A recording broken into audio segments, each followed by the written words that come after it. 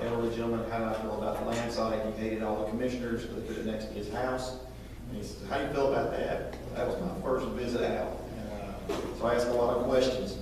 Bottom line is, this is a county-wide election for these commissioners, whoever's elected, but we're representing District 3. You go in District 3, and you'll be hard-pressed to find any minority of people that are for the landfill. And at the meeting I was told that night where this was voted on and passed, the majority of the constituencies that were there were from District 3, and they were almost exclusively against the landfill. I feel like a commissioner at that point is obligated, unless there's some other issue out there somewhere that we don't know about, that we should know about, you have to vote for the people who put you in office. And that's my opinion on that. The mega site, so I'm against the landfill. The mega site, I'm not an authority on it, but Mr. Allen is here, and the research he's spent in that. Come down to the bottom line, is Randolph County needs jobs. We moved here in 1992, and Ramseur alone, how many businesses have we lost in Ramseur alone in the last 10 years, 15 years? We need jobs. Is there a better option to say, how can we create jobs within Randolph County with what we already have here? To help those that are businesses start up inside of Randolph County. Obviously, it's not going to produce 5,000 jobs or 10,000 jobs like the old mega site. But oftentimes, it is the small business owner that hires 10 to 100 people that stays in the county and keeps people working. And I think that's probably a better investment of our time and our resources.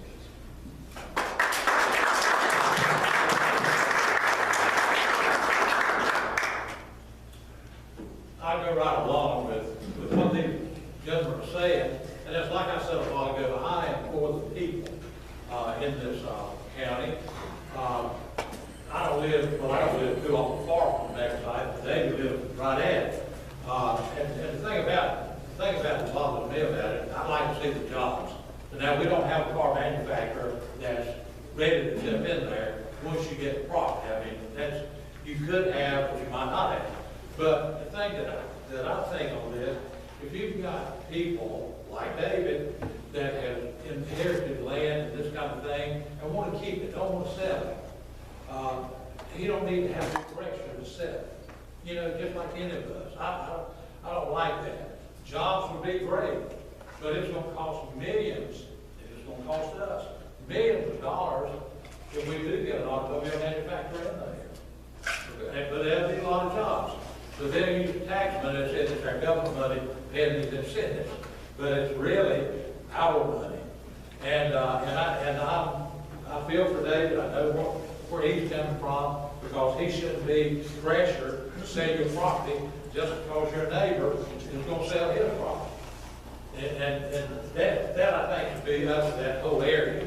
Now they're more about 1,500 acres of land, and that's going to take a lot of homes and a lot of people's lands. It's what the people in that area, if they want to sell their land, that's fine. If they don't, then they shouldn't be pressured to do it. Okay, as far as the landfill is concerned, I've talked to a lot of people about the landfill, and even though the county will get a lot of money from that, I think that you're going to hurt a lot of people, according to the people that I've talked with, in the fact that these people who live near it, their property is coming down. The price of their property will come down. Their land is not going to be worth as much as it used to be. Their home, it'll be hard. The next question are for the commission candidates. I guess apparently there's a controversy down here about how long you can talk for public comment section at the county commission meetings. So the question was posed, are you for extending the public comment section for the county commission meetings? Am I for sending it? Yes.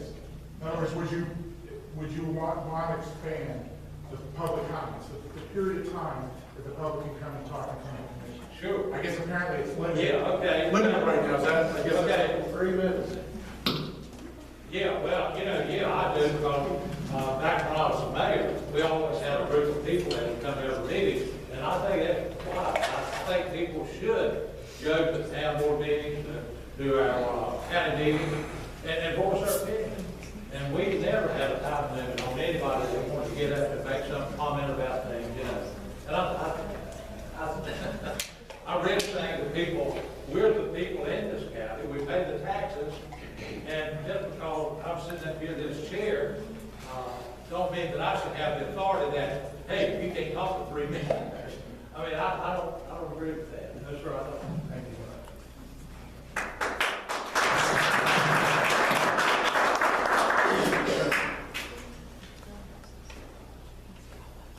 I think if a large crowd shows up, let's say the landfill, and get 50 people that want to speak, obviously you've got a time constraint issue, 3 minutes each, you got 150 minutes.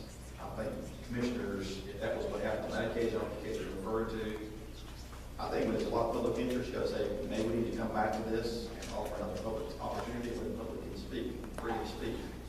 And I do know from being in church and stuff like that, there are some people who get up and say the same thing for 50 minutes. Just go on and go on. I think the heart of the question there is, do the people have a right to voice their displeasure or their approval? And I think the answer is yes. And if there's something of public interest that the public is greatly interested in, I think it is wise to say, we'll provide another opportunity. If we cannot get through this tonight, you can express your opinion.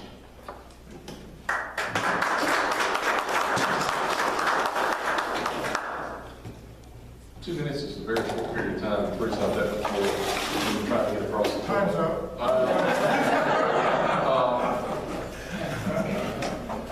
You know, it's hard to get your thoughts together in 3 minutes.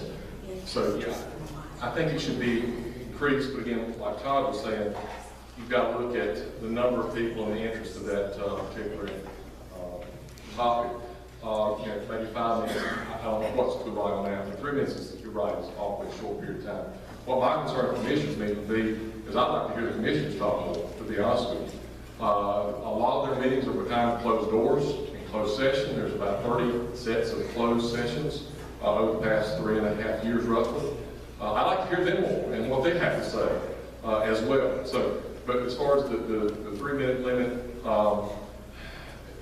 generally, like I say, if you could schedule it, especially important issues like the landfill or the mega site, increase the number of public hearings and different places rather than over Nashville, locate them maybe in the county where more people are involved. Because I am for open government totally. Thank you. Okay, we'll give you the next commissioner's question. We're getting to you. We're getting to you in a second. You're fine. Okay, I just want to make sure. I've been doing it for 2 years. God bless you, man. It's all Commissioner question, are you familiar with Agenda 21, and would you support these changes? I am not familiar with Agenda 21. I'm in Christian education. I spent 21 years doing it, and we get no public money to run the school. The money we get no money in Faith Christian School from the public government, from the federal government, state government. The school voucher choice is a hot topic coming up here shortly. If the judge allows it through. But the bottom line is, there are some things, there's some grants that we could take at the school, but we choose not to take because we do not want federal regulation. And we will not take it because they say to us, well, now we're going to tell you that you can mention this part of the Bible, or you can't mention this part of the Bible. I'm sorry, we'll trust God for some money and go on in that regard. There are some grants out there that come with very few strings attached or no strings attached.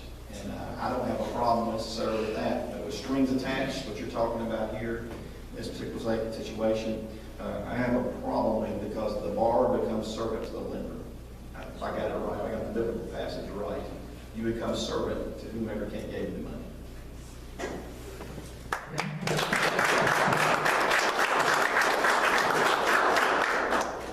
Thank you very much. I agree with both of these gentlemen here. You know, it's just like federal, like talking federal money. If you get it, you're going to be obligated. I've never had the opportunity to get it, so I've never been obligated other than my taxes to the federal. We're going to give the commissioners a break here because now the next set of questions for our sheriff candidates. And I guess since you're solo, we'll go ahead and give you the questions and pick up the mic there. The first question for the sheriff's candidates would be, what would be your specific actions that you would take if faced with a unconstitutional order from the federal government? Wouldn't do it. Turn your mic on. Should be. Oh, okay. Would not protect. I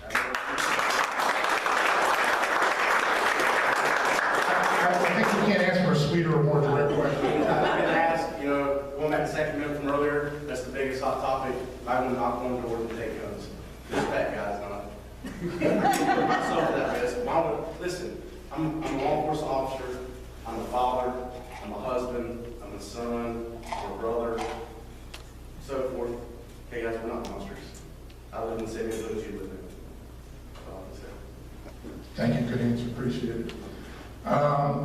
The next couple questions are all related to the same, so I'm going to try to condense them because it's all about the Bundy Range situation in Nevada.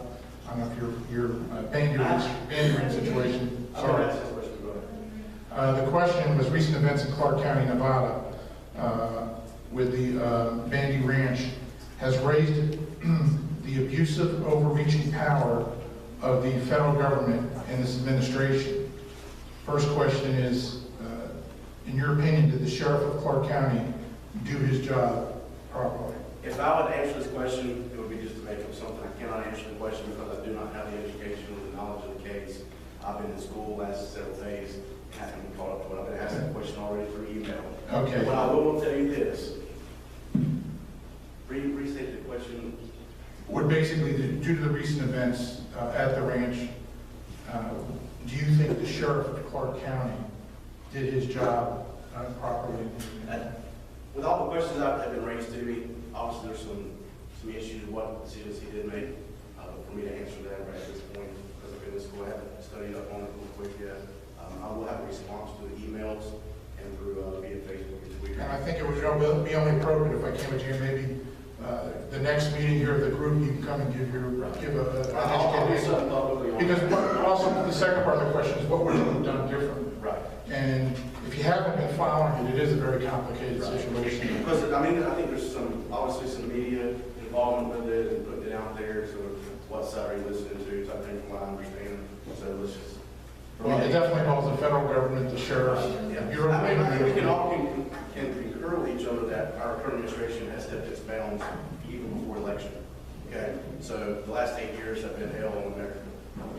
Thank you. But I now, would say that. go ahead, let me give you this question here. This question is if a federal agency comes to Randolph County and wants to do something in violation of the Second or Fourth Amendments, what would you do? Example, no warrant house searches or gun confiscation. We wouldn't do gun confiscations. I will tell you, as far as one of the searches, I don't know if you were aware of what happened yesterday.